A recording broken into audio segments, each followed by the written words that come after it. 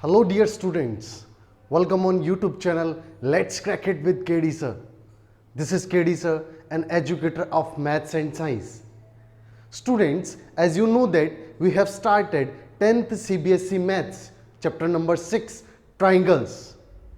In previous lectures, we see the concept of similarity and 6th theorem based on the concept of similarities. After that हमने हमारी NCERT book के exercise 6.1, 6.2 और 6.3 के important examples और important questions को किया। Previous video के अंदर हमने एक्सरसाइज 6.4 के एग्जाम्पल्स और कुछ इंपॉर्टेंट क्वेश्चंस को भी डिस्कस किया। आज की हमारी वीडियो के अंदर हम एक्सरसाइज 6.4 के last 3 question number 7, question number 8 और क्वेश्चन नंबर 9 डिस्कस करने जा रहे हैं। बेटा आपने अगर कोई भी वीडियो मिस कर दिया है तो रिक्वेस्ट करूंगा इसी वीडियो के डिस्क्रिप्शन में सभी के लिंक दिए हुए हैं, आप पहले स्टेप बाय स्टेप उन्हें देख लें ताकि आपको इस वीडियो के अंदर जो भी मैं समझाऊं वो और अच्छे से समझ आ सके। और एक और रिक्वेस्ट करूंगा बेटा, अगर आपको ये चैनल अच्छा लगता है तो प्लीज इस चैनल को लाइक करें, सब्सक्राइब करें और अपने फ्रेंड्स के साथ शेयर करें। तो स्टूडेंट्स, आज का हमारा पहला क्वेश्चन जो है that is question number 7। Question number 7 given क्या है? Prove that the area of an equilateral triangle described on one side of square is equal to the half of the equilateral triangle described on its one of its diagonals. Means what? मतलब ये हुआ कि अगर एक square है, उस square की एक साइड, कोई भी एक साइड, सपोज ये ए है, ये भी ए है, ये भी ए है और ये भी ए है, दैट इज वाई ये स्क्वायर है। बिल्कुल। नाउ किसी भी एक साइड पे डिस्क्राइब किया गया इक्विलेटरल ट्राइंगल, सपोज ये हमने इक्विलेटरल ट्राइंगल बनाया, यहां पर हमने इसे स्क्वायर को नेम दे रखा है A B C D and this is over P, so P D C. If it is a equilateral triangle then इसकी भी साइड क्या होगी बेटा? ए होगी। क्या होगी? ए होगी। बिल्कुल। अदर वन की देखिए यहां पर, तो आपको बोला गया है कि इसका एरिया हाफ होगा, equal to the half of the area of equilateral triangle described on its one of its diagonal. इसके डायगोनल दो होंगे, ए सी या बी डी।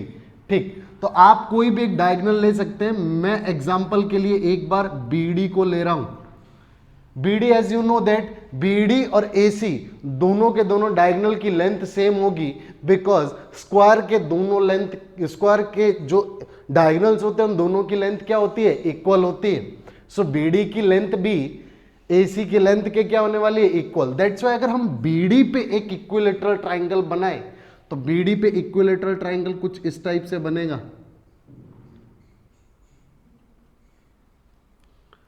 लग तो नहीं रहा but it is a equilateral triangle. ठीक है, हो सकता है आपको नहीं लगे एक बार। ठीक है, so suppose that this point is over Q, so Q B D is also equilateral triangle but its side is equals to B D. B D is diagonal of A B C D. So first thing, हम B D की length find करने के लिए क्या कर सकते हैं? That is very simple कि B D is a diagonal और this angle is 90 degree. By Pythagoras theorem we can find BD. Before that we will find the area of triangle PDC. So solution के अंदर first बोलेंगे in triangle PDC area of triangle PDC equals to, equilateral triangle का area दिया जाता है √3/4 A square, either √3/4 side square, √3/4 side square. Now side is given A, so you can say that √3/4 A square, equation number 1। but when you talk about the triangle QBD, so before that आपको BD की length find करनी होगी. So you can say that by Pythagoras theorem BD square, because this is hypotenuse, this is as a base, this is perpendicular. तो hypotenuse square is equals to base square plus perpendicular square. Clear? या BD square is equals to DC square plus BC square, because DC is equals to BC is equals to A. both कितनी दे रखी है? A. So you can say that BD square is equals to A square plus A square. Either you can say that BD square is equals to 2A square. So BD is equals to square इधर जाएगा तो √2 हो जाएगा, A square का root हो जाएगा A. तो BD is equals to what? √2A. So if BD is √2A, then QB is also √2A and QD is also √2A. Clear है? ओके. नाउ हम ट्राइंगल में बात करेंगे. In triangle QBD, area of triangle QBD is equals to √3/4 side square, because it is also an equilateral triangle, but here side is √2A. तो आप √2A का square करेंगे, but यहां पर जब आप करेंगे तो ये हो जाएगा √3/4. नाउ A का स्क्वायर तो हो जाएगा A स्क्वायर, √2 का स्क्वायर होगा 2. सो आप यहां पे सिंपली 2 लिख दें. Clear? Now this is equation number 2. From equation 1 and 2 से अगर हम देखें, ये √3/4 A स्क्वायर है और ये कितना है? √3/4 A स्क्वायर इंटू 2. इस √3/4 A स्क्वायर की जगह मैं एरिया ऑफ ट्राइंगल PDC बोल सकता हूं. तो आप बोलेंगे फ्रॉम इक्वेशन 1 एंड 2, 1 और 2 से क्या बोलेंगे? Area of triangle QBD is equals to 2 of area of triangle PDC. if इस 2 को मैं इधर शिफ्ट कर दूं तो can I write like this? Area of triangle PDC is equals to 1/2 area of triangle QBD. समझ गए? तो आप बोल सकते हैं area of PDC, angle described on one side of square. Area of PDC is equals to half of the area of triangle QBD, and QBD is equilateral triangle described on one of its diagonal. So that is what you have to prove. जो आपको prove करना था या जो आपको find करना था, prove करना था. ठीक, तो आपने प्रूव कर दिया, तो आप बोलेंगे hence proved. Clear? That was your question number 7. Now question number 8 की बात करेंगे, क्वेश्चन नंबर 8 की बात करेंगे. Question number 8 is very simple question. आपके क्वेश्चन नंबर 8 और क्वेश्चन नंबर 9 एक्सरसाइज 6.4 के अंदर दोनों ही MCQ फॉर्म में दिए हुए हैं. क्वेश्चन क्या है? 2 ट्राइंगल्स हैं, both triangles are equilateral triangle. One triangle is ABC, another triangle is BDE, where D is mid point of BC. ठीक, यानी कि 2 ट्राइंगल है, दोनों ही इक्विलेटरल ट्राइंगल है, और दोनों इक्विलेटरल ट्राइंगल है, और एक का नाम है ABC और दूसरे का नाम है BDE, but D is mid point of BC. Question number 8, equilateral triangle है, सो हमने एक ABC इक्विलेटरल ट्राइंगल बनाया, ABC. Now D is mid point, एक BDE और ट्राइंगल है, but D is mid point of BC.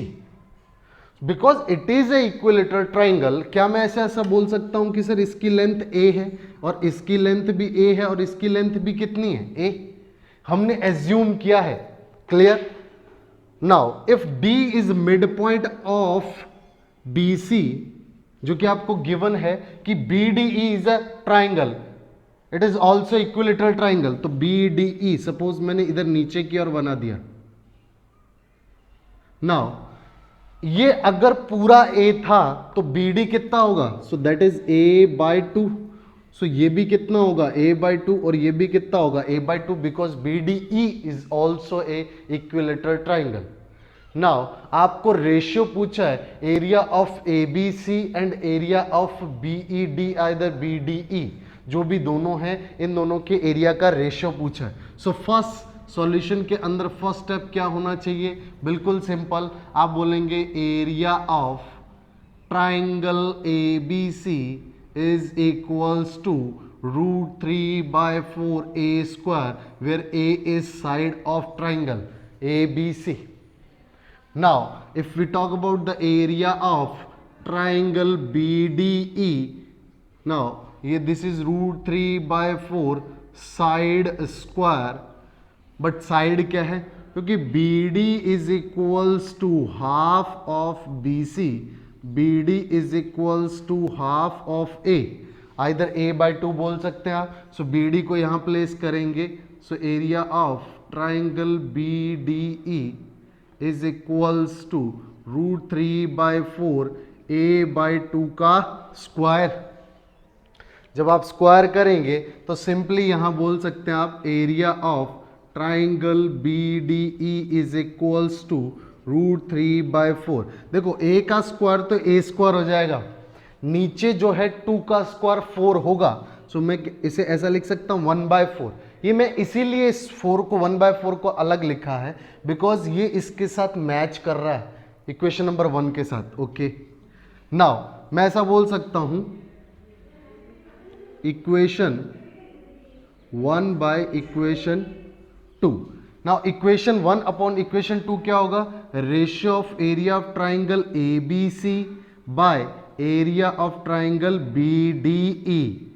Clear है। Now अगर आप इसे लिखेंगे दिस इज √3/4 a², इसे लिखेंगे BDE का एरिया that is √3/4 a² into 1/4। This to this cancel out, this 1/4 जो है ये 4 जो है ये ऊपर चला जाएगा, मीन्स उल्टा हो जाएगा, रेसिप्रोकल ले लेंगे। So we can write like this 4/1, either we can say that 4:1। This is what ratio of area of triangle ABC and area of triangle BDE. That was your question number 8। यहाँ आपको सिर्फ MCQ दिया गया था, ठीक है, तो आपको क्लिक कर यहाँ पे टिक करना था, बट एग्जाम में हो सकता है आपको इसे क्वेश्चन की फॉर्म में पूछ ले तो आपको पूरा एक्सप्लेन करना पड़ जाए, तो आप इस तरह से एक्सप्लेन कर सकते हैं। Is that clear? ठीक। Now next question is question number 9, that is also MCQ। Question number 9 में आपको क्या बोला है, 2 सिमिलर ट्राइंगल्स की साइड्स का रेशियो है 4:9, तो उनके एरिया का रेशियो पूछा गया है। ठीक। नाउ सिमिलर ट्राइंगल्स के एरिया और उनकी करस्पॉन्डिंग साइड्स के बीच में क्या रिलेशनशिप होता है, ये थ्योरम नंबर 6 में देखा था हमने। क्लियर? देखा था। थ्योरम नंबर 6 क्या थी? अकॉर्डिंग टू थ्योरम नंबर 6 हमने देखा था कि area ratio of area of 2 similar triangles is equals to the square of the ratio of corresponding sides of 2 similar triangles. Means आपको जो यहां पर बोला है कि 2 सिमिलर ट्राइंगल्स साइड्स रेशियो जो है वो है 4:9। क्लियर? अगर साइड्स का रेशियो 4:9 है तो आपको पता है कि उनका एरिया का रेशियो 4:9 का स्क्वायर हो जाएगा, बिकॉज साइड्स के रेशियो के स्क्वायर के इक्वल होता है। सो you can write simply that 4:9 का स्क्वायर, 4 का स्क्वायर 16, 9 का स्क्वायर 81, सो ये हो जाएगा 16:81। बट अगर आपको क्वेश्चन की फॉर्म में एक्सप्लेन करना पड़ जाए तो आप किस तरह से एक्सप्लेन करेंगे? You will assume that triangle ABC is similar to triangle DEF। आपने क्या एज्यूम किया है? Assume triangle ABC is similar to triangle DEF। Now तो आपको इनकी करस्पॉन्डिंग साइड्स का रेशियो 4:9 दे रखा है। यस, तो आप बोलेंगे AB/DE equals to BC/EF is equals to AC/DF is equals to 4�9। Clear है? ठीक। अगर आप इसे इसके इक्वल कंसिडर करेंगे, या तो आप इसके इक्वल ले लीजिए, इसके इक्वल, इसके तीनों का रेशियो तो सेम ही होने वाला है। Okay, that is 4:9। नाउ ये आपने लिख लिया। नाउ आपको पूछा एरिया का रेशियो, सो आप बोलेंगे area of triangle ABC by area of triangle DEF। तो बाय